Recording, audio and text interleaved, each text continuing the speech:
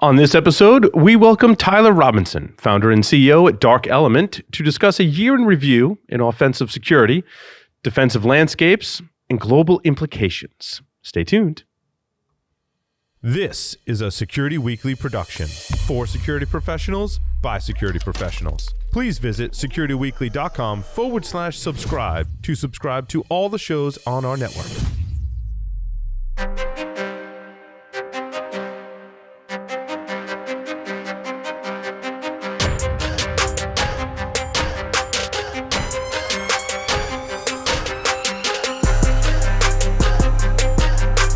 Welcome to Below the Surface, the firmware and supply chain podcast. This is episode number 19. Scott can't make it this week, so I'll be flying solo with my friend Tyler.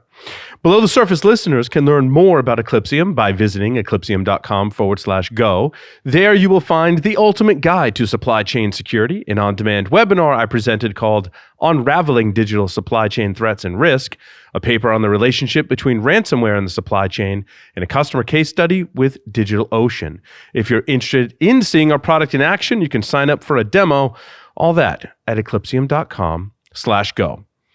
My good friend Tyler Robinson has 2 decades of experience in cybersecurity. He specializes in red teaming, APT threat modeling, black box network penetration testing, and physical social engineering. Tyler has presented at multiple conferences, including B-Sides, DEF CON, and Black Hat panels, SAN security events, and multiple branches of the military. In addition to helping teach the dark side ops and exploiting ICS class at Black Hat, Tyler has helped the development of a world-class offensive security capability strategy and programs of offensive services at several incredible companies such as Silent Break, InGuardians, Nisos, Trimark, directly shaping offensive operations and research. Tyler, welcome back to Below the Surface, my friend. Thanks, buddy. Super excited to be here. Good time to kick this off. Yeah, man, it's good to have you. Tyler and I have known each other for quite some time, and I'm excited to talk about. I wanted to start, I think, Tyler, by talking about a couple of things that are top of mind for me because they kind of overlapped with some of the things that you wanted to talk about today. And I made a couple of recent posts to the Eclipsium blog.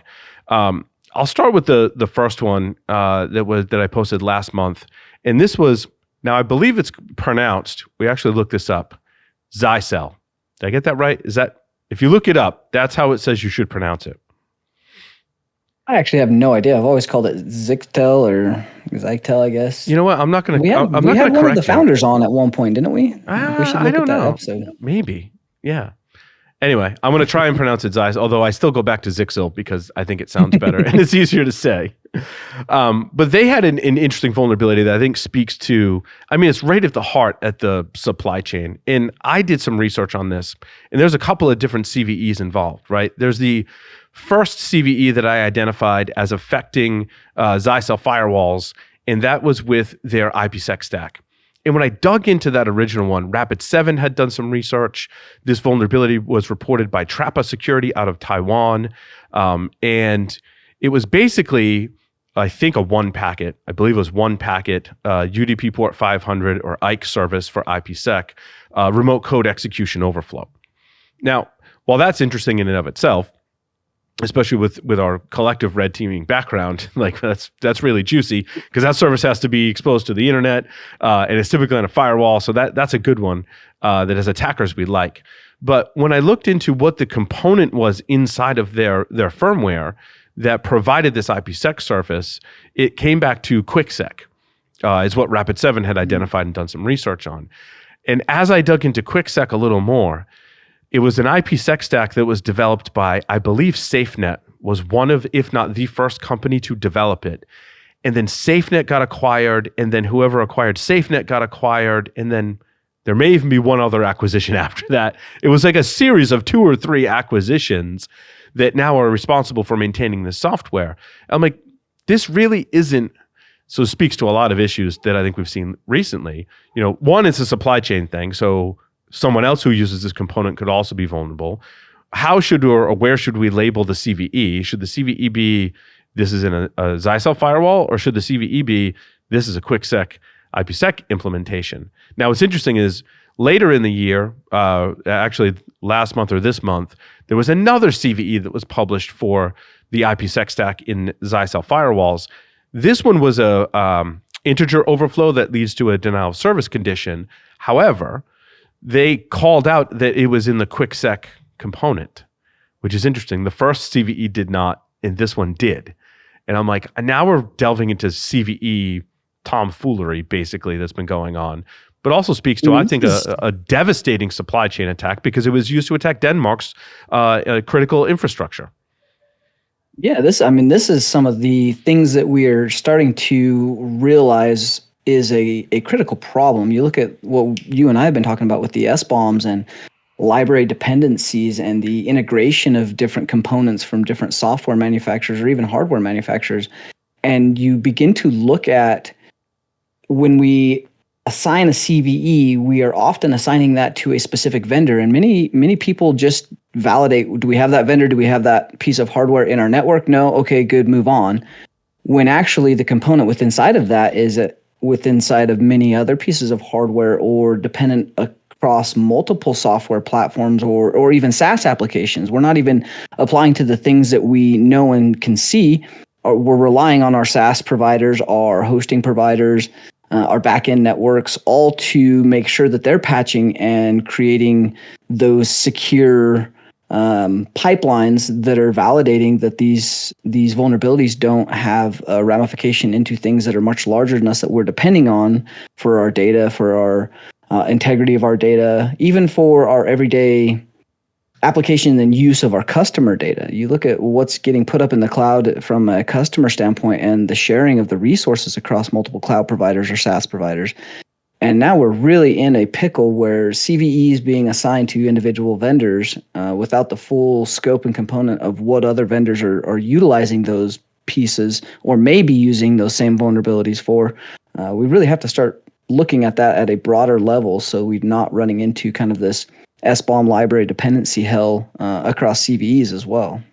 It's really hard, I think, to identify the component as well. Because as I was thinking about this particular Zycel example, and I hate to pick on them because I'm really just using them as an example, because this isn't the first time this has happened, right? It just happened to happen in a firmware firewall vendor space, which is where some of our focus today at Eclipsium is.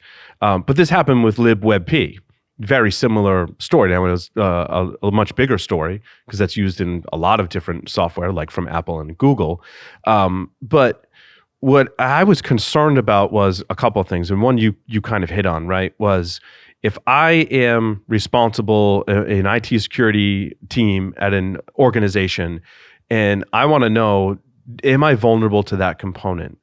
When I look, if the CPE, Common Platform Enumeration, says this vulnerability should be on Zycel firewalls, well, then my scanners are typically, I don't want to knock VM, but typically, to save time in your scans and be more accurate, the scan will go, well, I want to enumerate the fact that it's a Zycel firewall before I go test for this vulnerability. And I was like, well, this is a supply chain issue, and this component could live somewhere else. How do I go find that in my environment? How do I know it's there?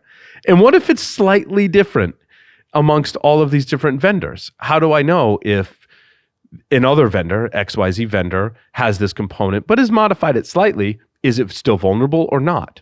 Do they know? Has it been reported to them? Who knows? Yeah, it's getting very interesting. You start to take into account to the level of sophistication and speed at which ransomware actors or state actors or whatever threat actor group you're going to attribute something to. You look at how fast these groups are getting on top of these CVEs, especially when POCs come out, and their ability to integrate these into toolkits or leverage them against, the broad swath of the internet in order to gain that quick access or low-hanging fruit.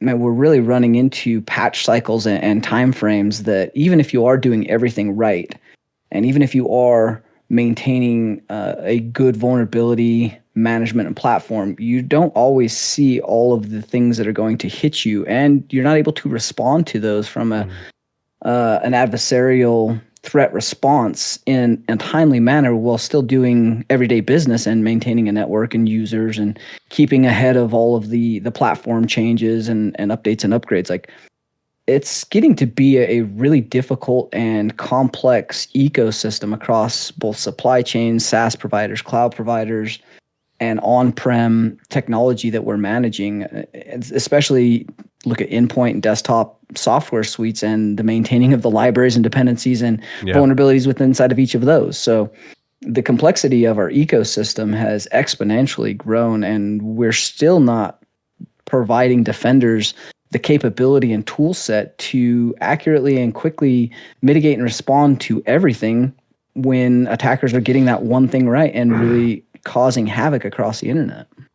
Do you think threat actors, Tyler, are looking at this particular scenario and similar ones and going, well, maybe I should just go find a whole bunch of devices that are listening on this port and throw the exploit at it? I mean, these are threat actors, right? So they're like, if I have an exploit, I have a weapon, I'm going to use it.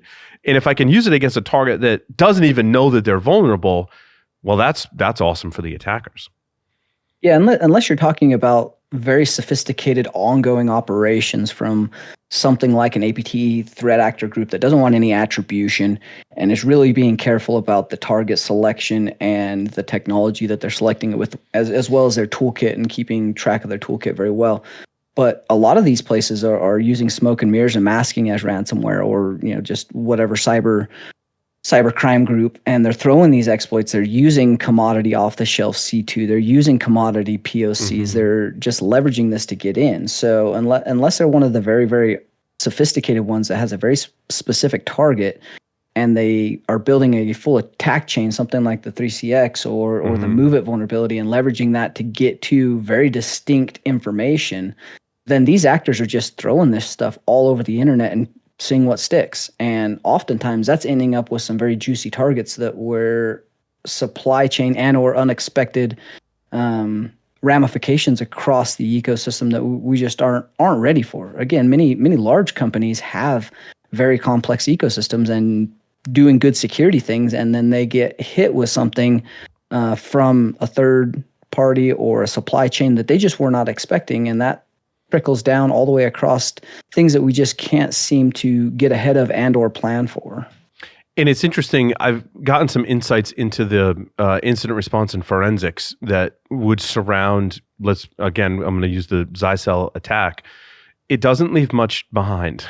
Like once an attacker successfully exploits this vulnerability, I'll let you in a little secret, there's not much there for you to look at to even know that this has happened. Now, subsequent activities, as Tyler, you were kind of alluding to, the other activities that a threat actor has to do once they do gain an initial foothold in this manner against a specific device, probably would, your organization's able to detect that up more easily than the initial foothold, depending on the skill set of your adversary, right? But you got a better chance as they move and progress along. The initial exploit, though, I mean, I've looked at the front. I'm like, there's not much there. I mean, there's maybe a core dump, maybe a log entry, but you could easily mistake that for just the service crashing, to be honest.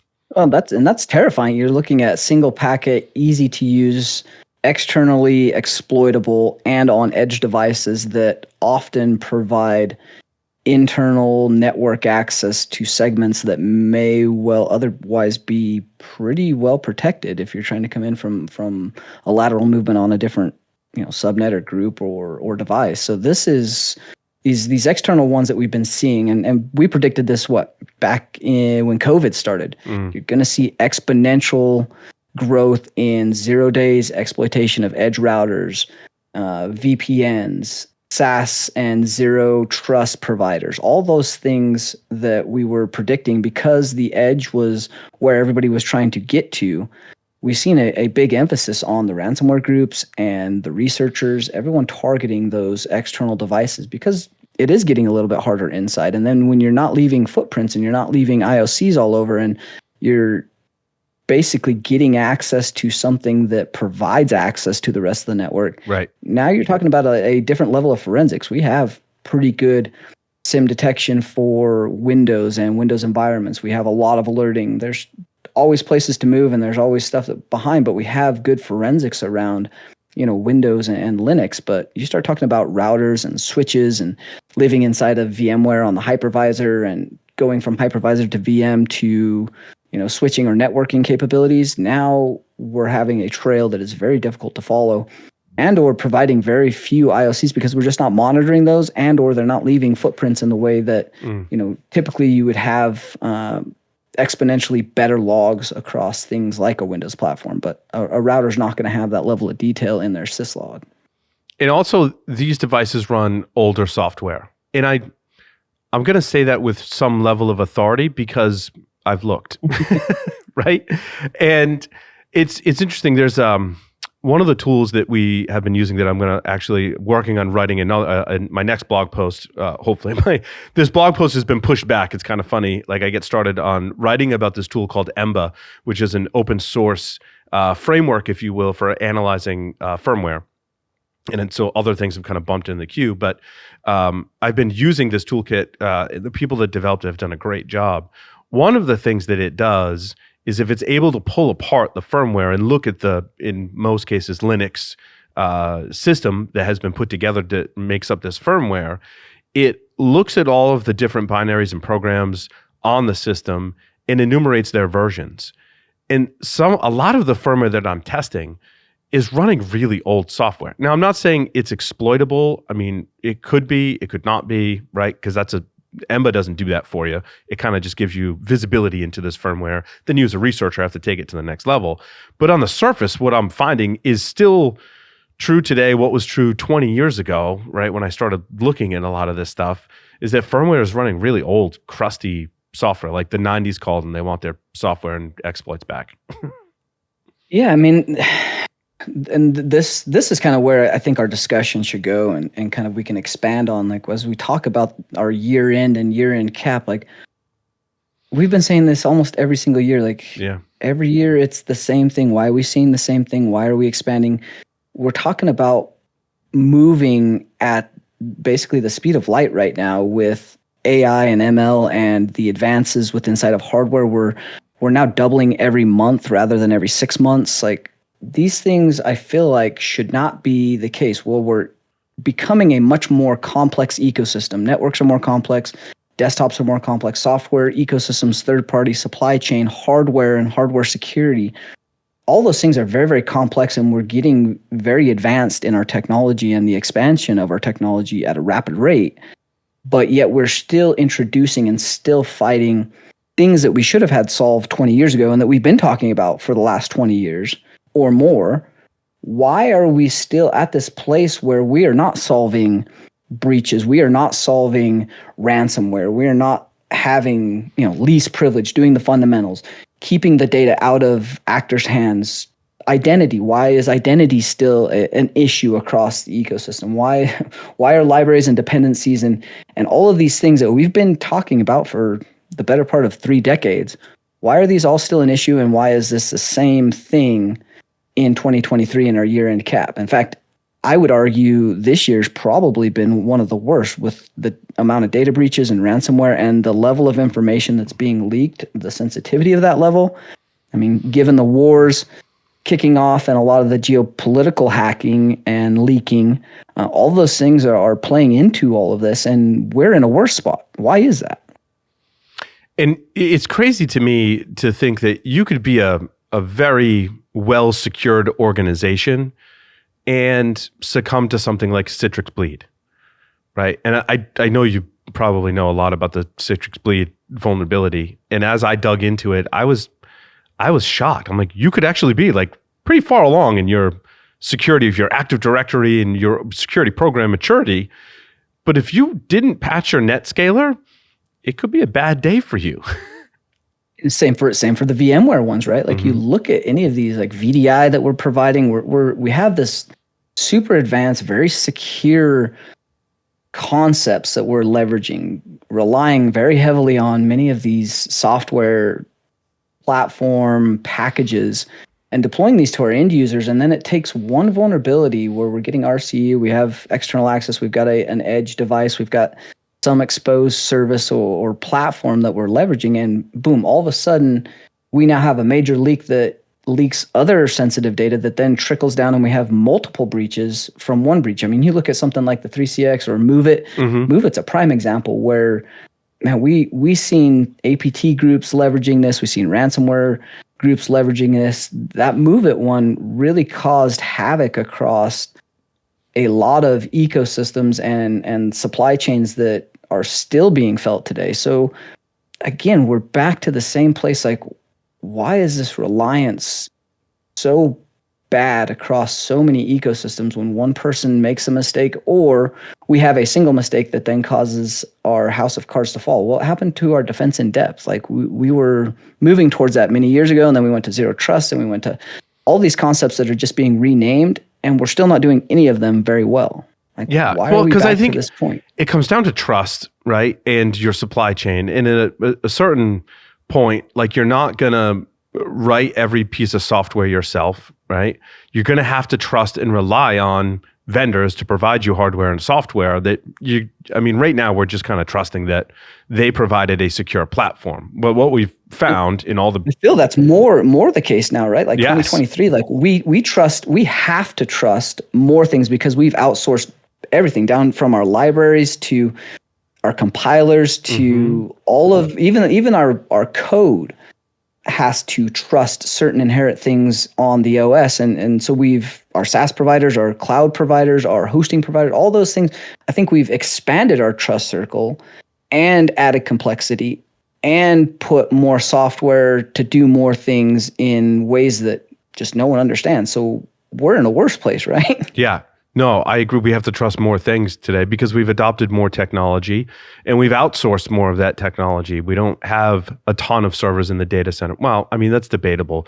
I think there's still market research that we could quote. We're in a pretty good hybrid place right Yeah. now. We went to that, on-prem with, you have to have cloud. In fact, you have to have multi-cloud to be sufficient for a large organization. And you have to have SaaS providers that integrate into cloud, multi-cloud, on-prem. And so now you've got a third leg that's tying all of this together. And again, we've got all these, well, now we haven't even added on the hardware or the API levels that are just massive and widely exposed across the internet that is just getting some visibility and traction. I mean, the FBOM, Eclipsium looking at hardware, all the API security vendors now starting to say, hey, the API is the next kind of web vulnerability, and we're just starting to look at all that, and we still have all these CVEs and still have all this ransomware. So we're really in a place where, we got great job security, but it's almost getting exhausting at the year-end cap, speaking about the same thing for the last 3 decades. Yeah. I think security mature organizations responded well to Citrix Bleed and were like, oh, we'll go patch that or whatever, right? But before we knew about that vulnerability and it was out there being exploited, that's a difficult one to defend against. You're at a significant disadvantage because you trust your Citrix NetScaler, right? And because you trusted it, I want to just recap. You kind of had to, right? I want to recap that vulnerability because I think it's super interesting is that through an HTTP request, it would leak out memory. And inside of that memory leak were NetScaler sessions, not Active Directory sessions, right? It was like your NetScaler session that you could then leverage to gain access to Active Directory with the permissions of the user whose session you cloned. Did I get that right? Yeah, that's pretty close. So that's like, it's hard. Like, you gotta, we gotta trust our NetScaler, right? Like, and a lot of the vulnerabilities you've seen this year, the really big ones, you look at what they were, you look at, the Fortran Go Anywhere, you look at the Microsoft Outlook vulnerability, you look at the Move It one, all of these services and exploits and vulnerabilities, they have to do business, and you have to have those exposed in certain ways for the customers to be able to use them. As part of like how the software works. You got to be able to get email. You have to have your Outlook. There are some more secure ways to do it, but some of these vulnerabilities, like, they're 0 days, they're unknown. They were something that had to be exposed in order for usability. And so we're at this point where, with as many 0 days are coming out and the level at which they are being exploited and the criticality that we are seeing across them, like this year again, I think has been one of the worst years I've seen for remote code execution and full control privilege escalation across multiple platforms. Like, it's pretty bad. But what do you do as a mature organization, like you can't monitor things that are unknown. And that's kind of the place where the zero trust and the pillars of zero trust came in. But we are so far from getting to that point of zero trust and having all of those pillars set up. It's just like the fundamentals in security. We have not done the fundamentals over the years and gotten the fundamentals right. And we kind of jumped over to where we're relying on the blinky lights and the hardware and, the AI, the ML, the EDR, whatever that flavor of the year was for buzzwords. We've been relying on those things rather than getting the fundamentals right and continually improving on those fundamentals. And I think that's where we're starting to see, like we said about 3 or 4 years ago, we were going to see a divergence between the very mature organizations that were getting stuff right and being pretty secure and having to watch out for these one-off vulnerabilities where they can go quickly patch and hopefully get on top of it, versus the ones that were not able to do this because they've been relying on the blinky box or didn't get the fundamentals and haven't built that maturity over the years. That divergence and separation between those two, I think we're seeing with all of the things being breached and the different vulnerabilities having mass effects across multiple organizations and verticals. Yeah, it's interesting. I think one of those fundamentals, if we think about 20 years ago, you could do with some manual labor, right? You could go, I can look at my network and the behavior of my systems and understand what normal looks like and then pick up on deviations. And I think even intuition back in the day, right? Like you could have some intuition. How it's so complex. I look at there's so much stuff going on now. Open your task manager for 10 minutes in Windows 10. You're like, what is this? Like, I know Windows pretty well and I know exploitation, and this could be fishy. This could be normal. I mean, the thing I sent you the other night, like, this looks like I should be able to do this and this is right, but it could also be nefarious, and why is my system acting this way? And then you get into packets, you get into network level, you look at the logs. There's just so much data available that we're overwhelmed with knowing what is normal, what is our baseline, and what is actually doing what. Because behind the scenes, there's a lot of things that are complex and making calls that you just don't know about. Yeah. And some of the concepts that I've been putting forth and get your thoughts on, Tyler, one of those is baselining, which is something that comes from our product, right? But I want to apply that concept to a lot of different things. And it's a very basic concept, but I think the devil's in the details, of course. I want to look at what I'm running, take a snapshot of that, and then take another snapshot and compare, right? Like, but you have to know what should change and what shouldn't change. Right, when you do that, and what you can compare and what you can't. Yes, because like there are Windows at any given point, and the number of file writes and changes in even just like registry is it's unreal how much dynamic code and dynamic changes happen across our systems minute to minute. Like, this is 100% where I want to get to. Right. But is that achievable now with the level of complexity and the interoperability between all of the systems and components within the systems? Like, you just look at hardware. Like, I sent Nate in one of the groups some stuff. I had just built a new system last night, and on the new Asus ROGs, once you get Windows installed, Windows automatically knows that this is an Asus motherboard, and it automatically pops up and knows that there is NIC drivers shared in probably EFI on the motherboard, so that the Windows can install drivers and a software package so that you can leverage the network right out of the gate from the motherboard and code with Windows. So Windows and the hardware are communicating and popping up installation prompts of high fidelity, high integrity drivers that are stored on the motherboard somewhere in a software package. Like, the complexity and the things that are interoperating and the points of failure for things like a supply chain. Like I was saying, this would be a great attack where I infiltrate the supply chain, I upload malicious code or something, a driver with inside that application that's then pushed on the pipeline to the motherboard on chip. Like, that's some pretty good persistence. Yeah. And I think the next point that I have addresses that, Tyler, and that's integrity, right? Knowing what good looks like for your firmware, for your drivers, for things like that. Knowing what good looks like, and then going, I think that's backdoored because it shouldn't look like that. Yeah. And again, that's hard. How would you know? it's a lot of work, right? I mean, we do a lot of that work at Eclipsium at the firmware level, certainly, right? Is knowing this is what good firmware looks like. If your firmware doesn't look like that, you have an integrity issue and it could be something bad. And you can look for specific bad things. But what I like is looking for something has changed. Also, Nate had this idea, and it's a similar along my lines of integrity. It's kind of like the third thing is looking for things that shouldn't be there, right? Which is different from something that's there has changed. But I want to know on my firewall, if there's a new PHP file that isn't included from the manufacturer, that's a red flag. Like that's the kind of mentality I think we have to have today to be able to combat these advanced threats. No, I think you're 100% right. Doing those diff comparisons real time. I mean, this is where AI and ML really shines, and this is where we should be leveraging code and technology that can do quick evaluation of very large swaths of data without a very heavy lift load in processing. Like that's good use cases. Those very narrow constraint AI jobs. That's a good use case for this. And I think those are the places that we really need to be investing in and leveraging code and technology to do those things. Because you're right, like that should be something we can tell when there's a file that's not from package or there's a diff that's changed that shouldn't have changed because there wasn't a system process that is validated and has good integrity. Why do we have new files there?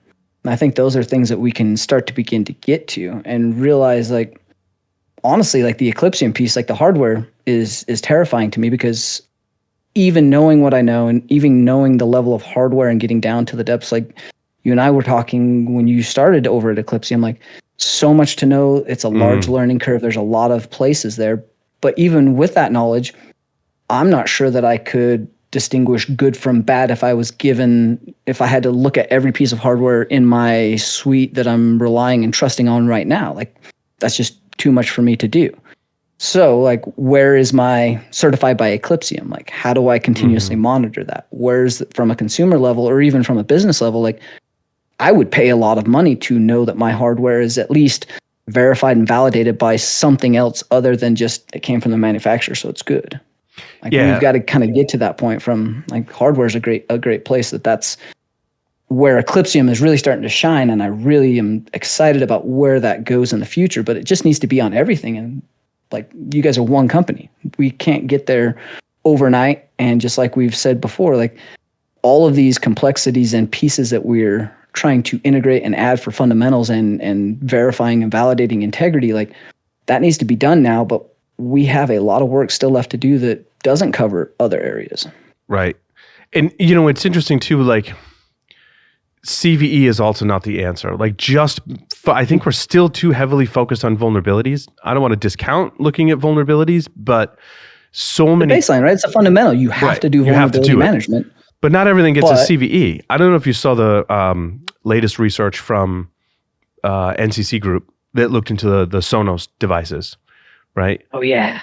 But amazing hardware research, but Sonos never issued a CVE for it. I mean, there was a distinct vulnerability, but there was no CVE. Well, how many of those do you see in the news from Microsoft, right? Like Microsoft said this was okay, this is known, expected usability or functionality. Like that's what it's designed to do. And yet there's still ways to manipulate things with inside of the OS that you go from regular user to system. Like that's a problem. I know it's by design, but we still have to find ways to do better and have an understanding of what that is, because there's no CVE attached. Many places wouldn't even know that they have an issue and or that that's a vulnerability they have to address because it didn't get assigned a CVE. So you're right. We have way too much emphasis on CVE. So how do we get to a place where security issues are tracked and maintained in the same way for the same level of budgetary consideration, resource consideration, and an entire program of management of this is a security issue rather than this is a CVE, so it has to be dealt with. And now we've got a patch and applications and tools and money to go do that. We don't get that for many of the other things that come out. I mean, you look at some of the Kerberos issues or Microsoft privilege escalation issues, like those don't get assigned anything. No one puts emphasis or resources on them unless you've got a security guy on team that's probably tracking that himself and continually pushing the organization to address issues that are there by design and there by default. Yeah, you also remind me of the supply chain risks from the gigabyte backdoor, or Yeah. it's a documented backdoor, right? It was a facility By design, it's functionality. And in it red- was. like, It was. this is- It was designed by Microsoft. I mean, Microsoft had a huge play in it, right? Because it's ACPI. What is that acronym? ACPI. The memory tables that are shared Yeah. between UEFI and the operating system. Microsoft's like, you got to use this functionality, and we have to allow an OEM to basically load an executable service that gets loaded when the operating system is loaded, and that was by design to help deliver updates. But if all the links in this supply chain don't do things securely, that can lead to real, and it did. It led to, exposures and vulnerabilities specifically to Gigabyte in this case. I mean, yeah. I mean, you look at the complexity. Even things like an image loading for the BIOS, like the PNG BIOS issue, like Yeah. down to things that you just wouldn't think would be an issue and have been there forever. Like, I would love to mind map out all of the points of failure and all of the points of vulnerabilities and exploitation that we are currently facing and or dealing with on any modern setup. And the mind map is just going to be so spidered just to get to a baseline of usable hardware for any individual. Call it the secretary at the front desk, like the amount of software that she needs, the hardware and the basic functionality, the components that maybe that supply chain or that manufacturer is not the greatest at. I'm talking to you, MSI, like keeping their stuff secured and moving forward. Like all of these things really we don't have control over, and yet we rely so much on just to be at the baseline to do any particular job, not a technology job, any particular job into any of today's verticals at any company. That seems like we are at a point that is very critical to make some improvements happen very, very quickly. If we don't, it's still going to get worse. And honestly, our reliance and interoperability between different components in just business functionality are going to break down, and we're going to see what we've been seeing with ransomware, where companies are going out of business. It's interesting with the image loading in UEFI. I kind of in my head predicted that stuff, and I wish I had written about it sooner, because there was indicators. And one of the rabbit holes I went down was someone was doing research into these older, I think it was when netbooks were popular. So this is like showing you how far back we're going. And the various OEMs came out with this instant boot feature. And they were EEPC was the first. Yes. And they were manipulating the BIOS or UEFI in the boot process so that you get basically like an instantly loaded Linux. And one of the things, and I wish I had pulled the article, maybe I should write about it, but I remember reading this because it was a big rabbit hole. And one of the issues was the image loading. And they were taking advantage of the bugs in the image loading from the BIOS in order to provide this instant boot access. Because I think some of it was actually showing you a different image rather than like, hey, we're loading. It was showing you a different image, but it was in manipulating that process. So when the research came out, they're like, oh, there's bugs in image processing. I'm like, well, that's obviously not a huge shock either, because if you look at the WebP vulnerabilities, we could go back to Image Magic. We could go back to a long history of image parsing, even specifically image parsing. Anytime you talk about parsing, usually there's a buffer overflow, right? A memory corruption bug in there somewhere. And so that certainly didn't shock me. But the thing that is concerning, Tyler, along the lines of what you were saying too, is how do we get ahead of these problems, right? How do we make it so that we don't have them and they're easier to fix? Because right now, if we look at some of the image processing bugs, it's Dick Wilkins was talking about this on a previous episode. It can be a very long process to fix these because you have to go all these different points in the supply chain. So you have to go up, back to the supply chain to the source, and then it has to come back down through the OEMs back to a user or enterprise or organization that has to apply those fixes. And until that happens, we're all vulnerable. And that's considering that your organization has the time, money, resources, and priority to do that. Like, I definitely don't want to just bring all the doom and gloom and not provide insights and or strategies for moving forward. But really, from an organization standpoint, if security is not top talking platform for all of your executives need to be on board, have an understanding. You need to have people with inside of the board and at the executive level talking about security, talking about technology, talking about the roadmap as an organization continually. If that is not your top priority, you're doing it wrong and you're going to lose money. But as we begin to look at all these, we look at the complexity and just getting the money, resources, and people, because the people shortage and the ability to have people that know how to do this, look into this, patch this. How do we get organizations to that point with all of these issues and get the budgetary and the resources while trying to talk business and make sure that the business is still making money, talk the ROI, talk all the EBITDA, all the things that companies are trying to do to succeed, to make money, to keep people around while addressing the technology and staying, your 24/7s and keeping up. We're really at a place where I'm not sure how a good organization does that large scale and does that very, very successfully at the level that maintains security to combat most of the nation states, most of the ransomware, and even some of the crimeware. Like, you can do a decent job and get ahead of it and have that time to remediation, time to detection means down pretty low, but you're still not going to stop everything, and you're still at a very high percentage rate of potential business risk. Honestly, like, the business risk today just to compute is pretty high. And that may have to be an accepted risk for quite a while until we get better at the fundamentals, get better at utilizing technology like AI and ML, and put it to work addressing the security issues that we've not gotten right over the years, and get some of the fundamentals locked down and change the dynamic and dichotomy of how we're thinking about security and compute and technology being used in business. Because otherwise, I don't think we can manually do this just with sheer effort and drive with the technology and stacks that we have today.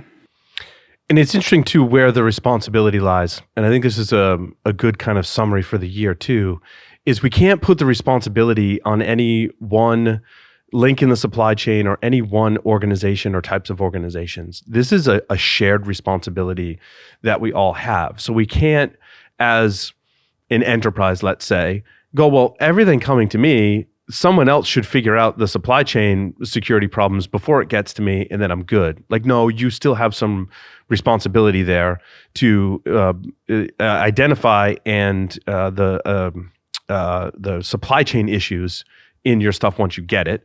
Now, that doesn't absolve upstream suppliers working together and providing, SBOMs and other things and good development practices, right? And giving us the ability to evaluate that. Cybersecurity vendors play a role here. We also need everyone to work together and provide us data points and things like that we can check against. So we all need to work together. It's not any one person who's responsible, any one organization that's responsible. Everyone has a shared responsibility, including compliance and regulations as well, which have come a long way this year. But I think is also going to help drive this, that you shouldn't be able to get into this situation, right? I'm not saying never, but compliance and regulation should say, if you're buying something and you're completely blind to the supply chain and you have no way of checking it, you shouldn't be integrating that into your organization. Yeah, I mean, you're spot on. Gone are the days of being very siloed and securing your own environment and calling it good. In fact, us as anybody leveraging technology, especially us in the cybersecurity community, we have to be better about collaborating, about sharing, about working towards and maintaining good notes and vendor relationships and cross collaboration, even in the competitive space.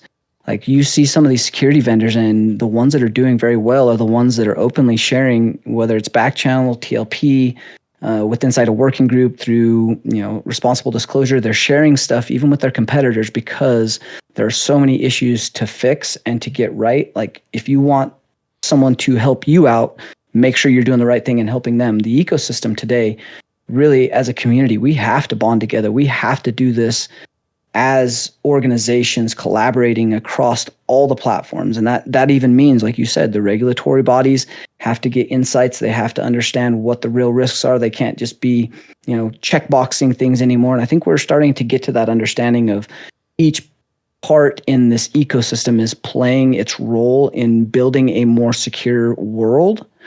And if we don't think that way, and if we don't continue that journey of security maturity as a collaborative collective, as human race, we really are running headlong off of a cliff. And so making sure that each one of us is doing our part, bringing good insights, being very open and forthcoming, being transparent, and doing the right thing in the right moment.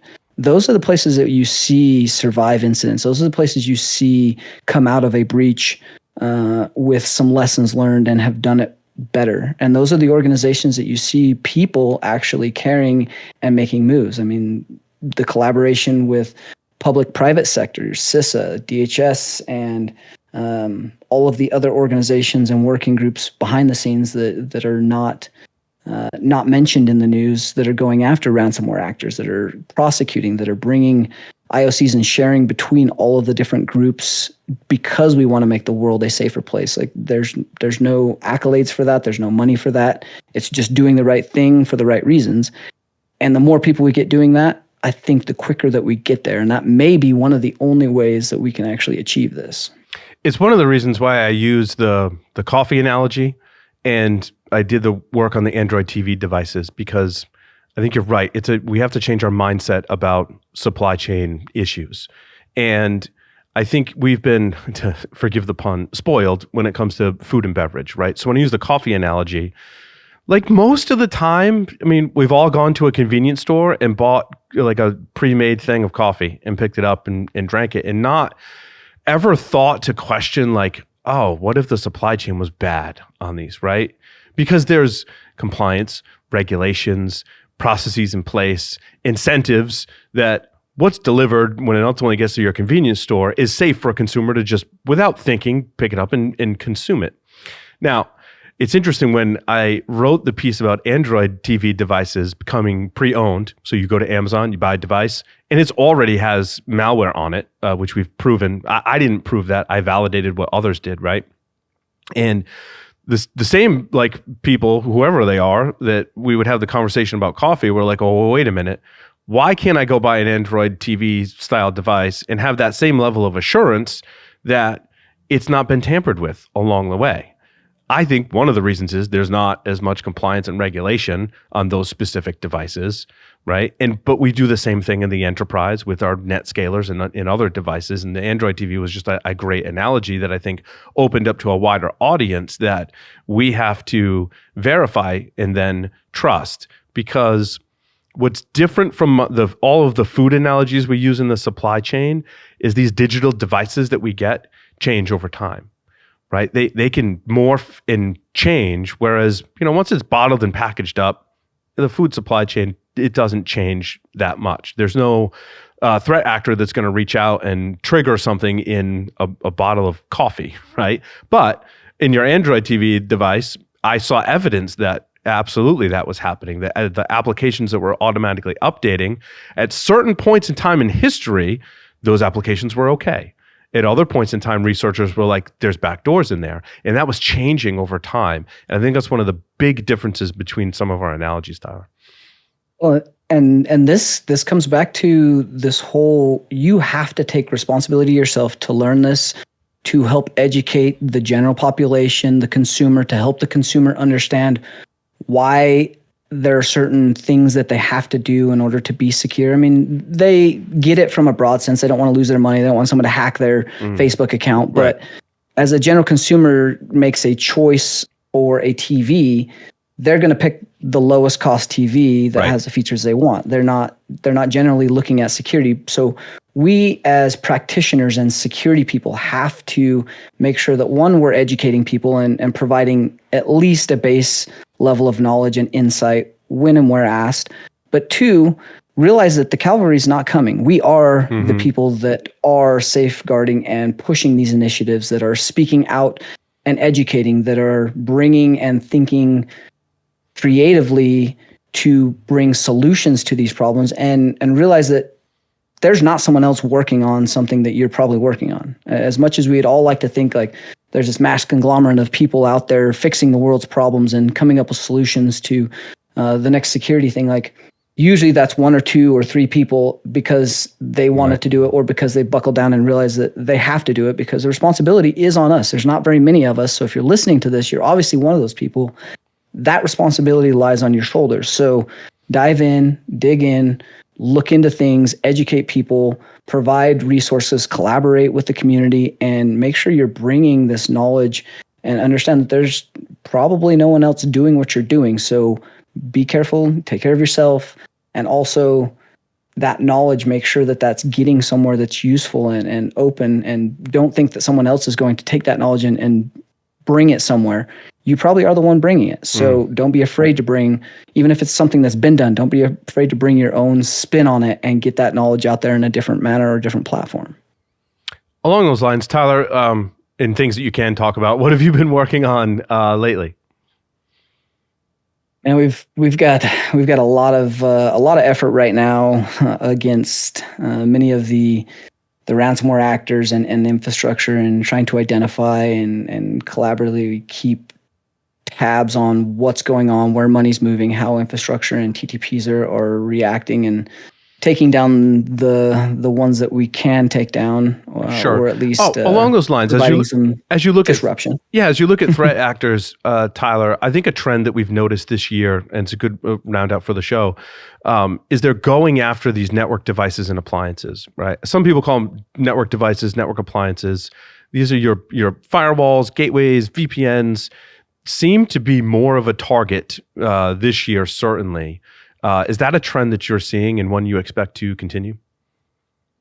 Absolutely. I mean, we see this across even the more unsophisticated threat groups. They're very closely tracking anything that security researchers are putting out, any of the vulnerabilities that are coming out, and they are looking to modify or integrate those into their kits. And then very quickly, they're doing scans to see what the probable return on investment is. I mean, some of these ransomware groups are pretty good business people. They look at what's the attack surface and the footprint. Is it worth investing in developing and putting into their kit a proof of concept or an exploit? And do they go after it? And they do this very quickly. Like sometimes we'll see turnarounds of less than 24 hours on something that gets released publicly. So from a threat actor standpoint, even the less sophisticated ones are on top of the news. So we have to also be very vigilant of making sure that we're patching our stuff quickly, we're staying up on the latest vulnerabilities in the news, and we're ensuring that the things that do come out are getting the appropriate attention and evaluation within inside of our own networks and across our partners and platforms as well. Like that's one of the hardest things is victim disclosure or vulnerability disclosure to places that have important critical roles in the world, and getting them to listen and pay attention and not just think you're some rando out there trying to get a bug bounty or something. Like if you get someone that reaches out to you and tells you about a disclosure, like at least listen and take them seriously for a second, because they may be a researcher saving your bacon. Yeah, that's good advice. Tyler, thank you so much for coming on Below the Surface. It was fun chatting today, as always. Thanks, man. It was great to be here. Miss you, Scott. I don't know where you're at, but Paul and I had a good time. That's it. Thanks, everyone, for listening and watching this edition of Below the Surface. We'll see you next time.